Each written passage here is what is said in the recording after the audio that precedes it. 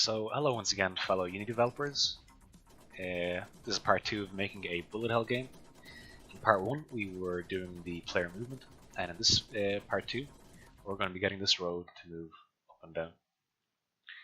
So there's a few things we want to be able to do here.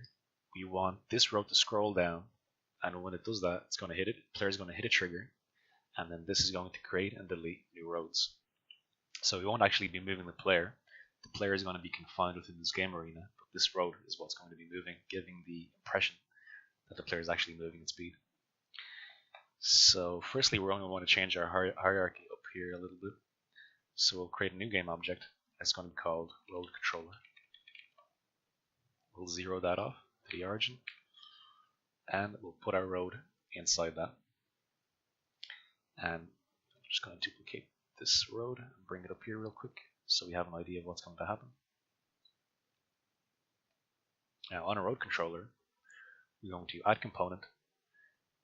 We're going to make a new script called road controller. So create an add, double click on that, and it'll open up in Visual Studio. Alright, so one thing we're going to want is a particular speed that our road is going to scroll at.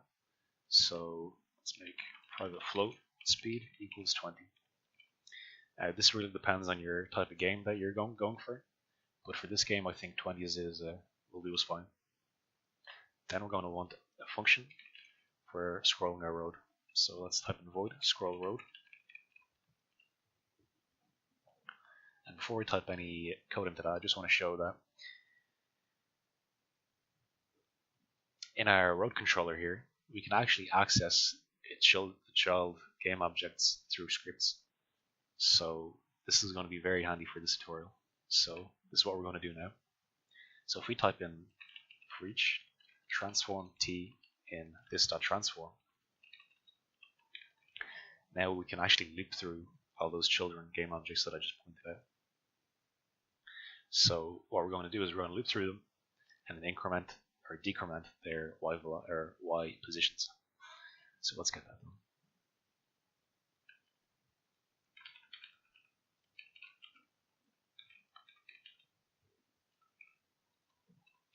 Now we'll note that we can't actually directly edit the y variable of the position here, so we make it a vector2 pos to be equal to that, and then we can change the pos.y. There's our old friend time.delta time again, so it's independent of frame rate.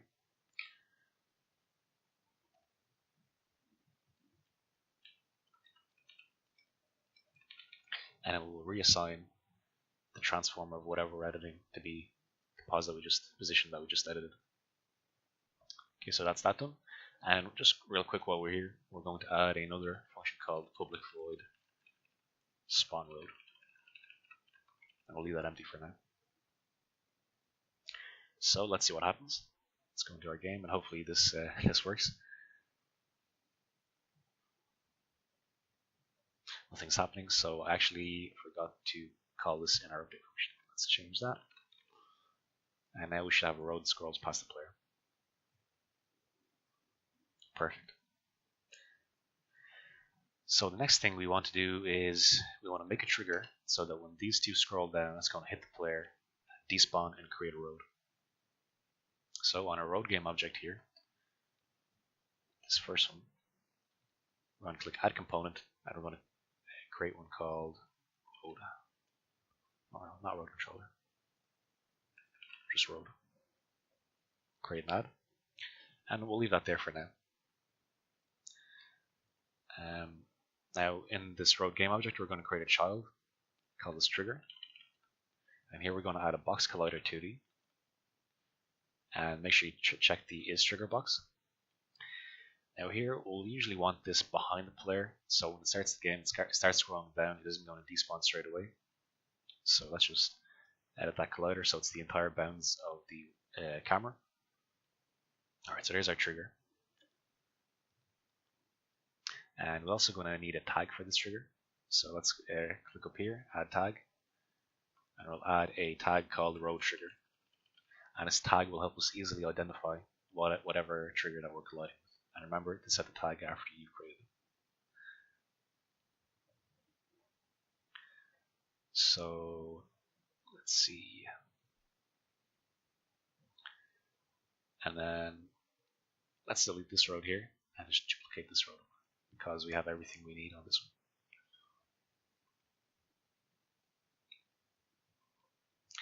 So now what we actually want to do is get our player to be able to detect these triggers that we just made. So if you go back into our bullet hell player script, scroll down, we're going to make usage of Unity's inbuilt function for onTriggerEnter. I want the 2D variant of that. So this will get called whenever our player touches a trigger, but we want it to only do something when it touches the road trigger. So we can do is if collision.tag equals road trigger, then we can do something. But for now, we're going to make use of debug.log called it's triggered. So what debug.log will do is it'll print this message into the console if this line of code is hit. So it's pretty quick and dirty way of debugging. So let's see if that works. As you can see, we hit the trigger there. Perfect.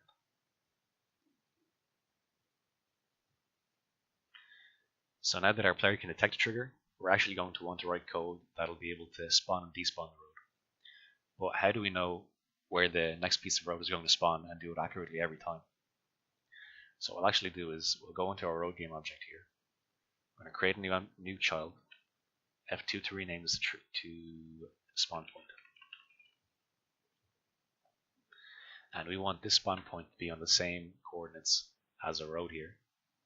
So what we can do is we can copy component of transform of our second road and paste it onto our spawn point here. And because it's 0 to the origin, it'll be in the center. And then we'll actually want to delete this road again and duplicate this one and drag it up into its place. Alright, so we have our trigger, we have our spawn point. Let's actually write some code. So in our road script, so in our road class, we're going to want to reference the transform of the spawn point. And we actually don't need the game object, but rather the transform position. So let's just go public transform, spawn point. And this allows us to just hold a reference to the transform component. Next, we're going to want a boolean. So let's say public bool is triggered. And I'll explain why we have this boolean here later on. It'll be a bit easier to show. And then let's delete this here. And now we're going to make some prefabs. So whenever we're creating and instantiating new objects, instantiating and deleting objects continuously, we're going to want to make use of Unity's prefab system. And a prefab is basically a set object that we can just clone and delete easily. So let's make a new folder in our assets called Prefabs. And we're going to right click, create prefab. Let's call this road.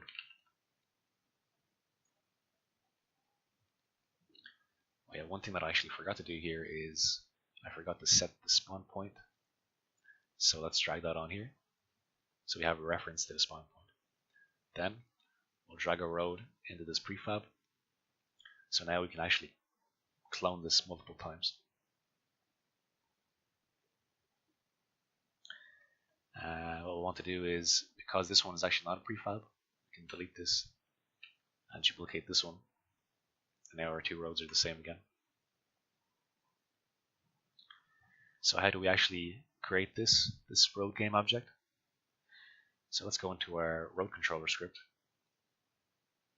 And I'll need to add a reference here to this prefab. So let's make a new variable called public game object road prefab.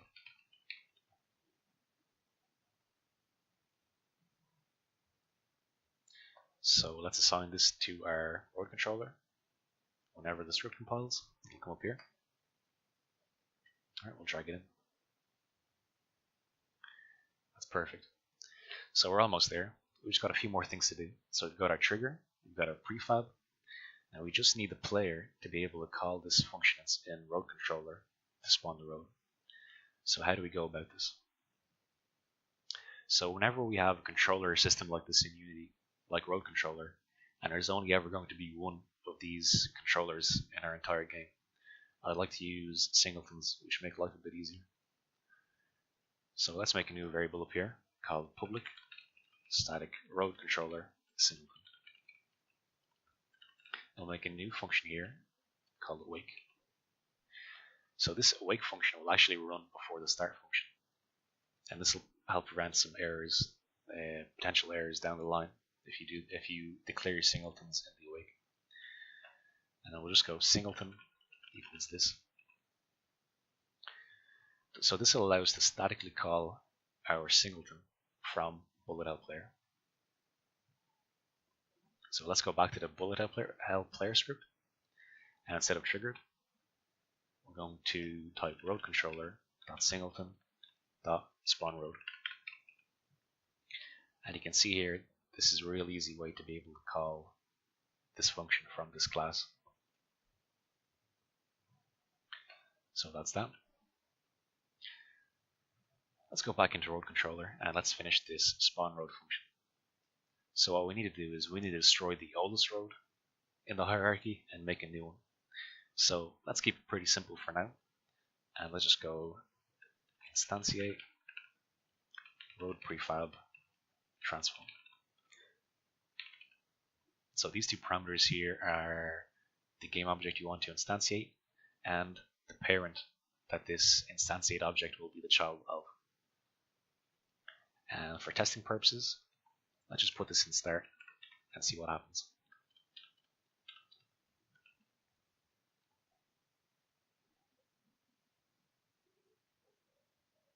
And I'm going to pause as soon as we start the game. Okay, so we spawned in a road here, and you can see that it got added to the bottom of the hierarchy. So what this means is objects at the top of the hierarchy are the oldest objects, and objects at the bottom of the hierarchy here are the newest objects. So with this knowledge, we can actually finish this spawn road script. So let's go back into road controller, and we're going to go game object geo equals this.transform .getChild 0 .game object. So what this is going to do is this is going to go into this transform, get the first child, and return us the game object. So we have that. Now if you remember earlier on, we actually made a spawn point variable. So let's go ahead and access this now. So transform t equals geo.getComponent road .spawn point.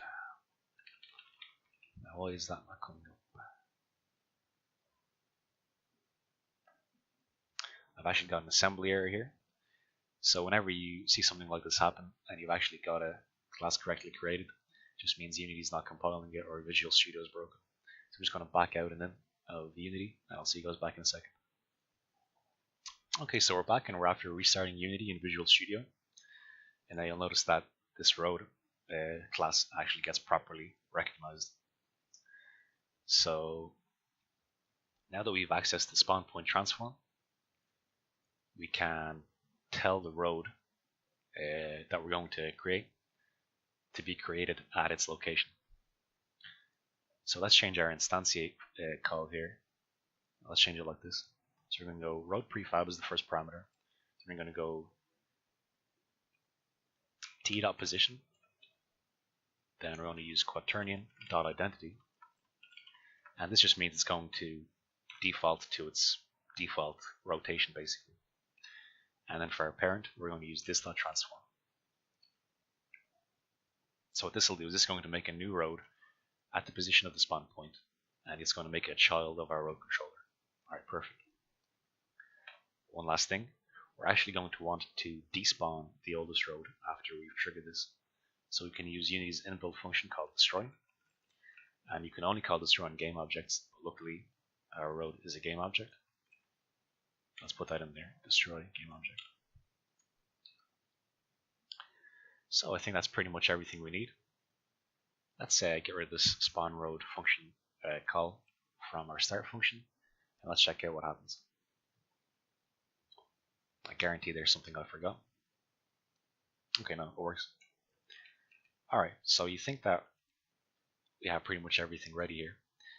But actually, if to move this character controller in a bit kind of like a weird manner, you'll see that actually what happened here was I hit the road trigger multiple times because I went backwards over it, and while it was moving backwards, I entered and exited multiple times. So this is where that is triggered a boolean in our road is going to come in handy. So let's check our spawn road function. Now what we're going to do is we're going to type in road or equals geo.getComponent road. And then let's change line 40 here to be or transform t equals or.spawnPoint. Now let's check if the road has been triggered. So if or.is triggered, and I'll put a exclamation mark in front of it to make sure that it hasn't been triggered. And we'll cut this and put it up here. So if our road hasn't already been triggered, then we're going to trigger it. So let's make sure to do or.is triggered equals true. Alright, perfect. So let's see what happens now. So now we can see that our roads spawn correctly. Even if we move in a weird fashion and try to trigger that trigger twice, it's not going to happen. So that's pretty much it for this tutorial, guys. Since we covered a lot, I'm going to leave it there. In the next tutorial, we'll be covering enemies and projectiles. So thanks for watching, and I'll see you next time.